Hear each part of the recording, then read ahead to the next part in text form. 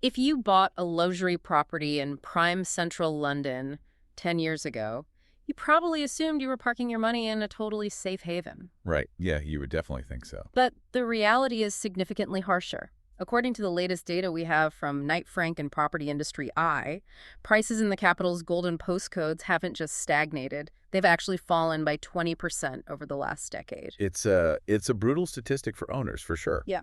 But it sets up this fascinating moment for buyers right now, as we sit here late in 2025. Right, because we're basically looking at a market that has spent 10 solid years correcting itself. Exactly.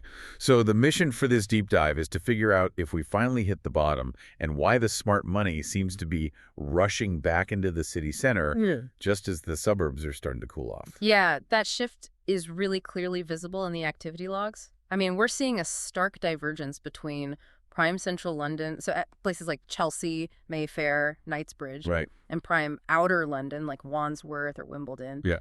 The contrast is incredibly sharp right now.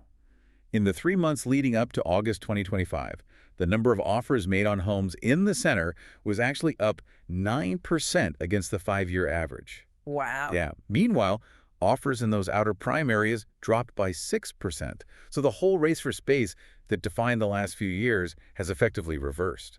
It sort of seems like a classic value play. You have Stuart Bailey from Knight Frank arguing that we've essentially reached a tipping point here. He makes a very compelling case. I mean, for a decade, high transaction costs really held things back. Like the stamp duty changes. Yes, exactly. Those suffocated price growth in the center, while the outer zones just boomed because everyone suddenly wanted a garden. So you basically had one asset class deflating and the other inflating until they just met in the middle. That is the dynamic Yeah. perfectly. Now, central luxury homes actually look like a bargain, and I use that term Yeah. relatively compared to the suburbs. Right. Calling Belgravia a bargain always feels like a stretch. Fair point. But the collapse in premiums is undeniable. 10 years ago, if you wanted to buy in Chelsea rather than Fulham, you paid a 47% premium just to be a few tube stops closer. And today, that premium is only 21%.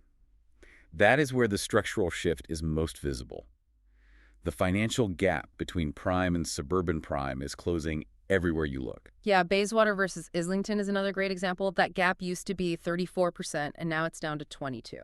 But the comparison that really highlights this whole death of the commuter premium is ultra-prime Belgravia versus Richmond. Richmond is lovely, but it's historically been the cheaper, greener alternative to the city center. Well, the data there is staggering. Yeah. 10 years ago, you paid a massive 75% premium to choose Belgravia over Richmond. 75%. Yeah. Today, that gap is just 29%. That's wild. The financial penalty for choosing the city lifestyle over the big suburban house has literally been cut by more than half. That completely changes the calculus. You aren't paying this exorbitant entry fee for the galleries and the restaurants anymore.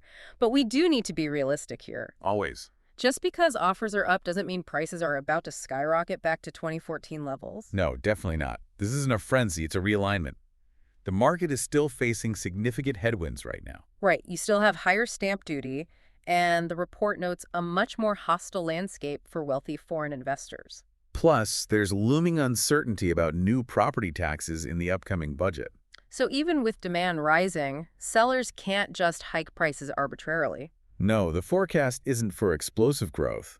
It's just that the price gap between the center and the outer ring is expected to narrow even further in the short term. The city is becoming the value option. While the suburbs are looking historically expensive, it is a total inversion of the narrative we've heard since 2020. It really flips the script. So here is a provocative thought to leave you with. We spent the last decade watching people move further out to get more for their money.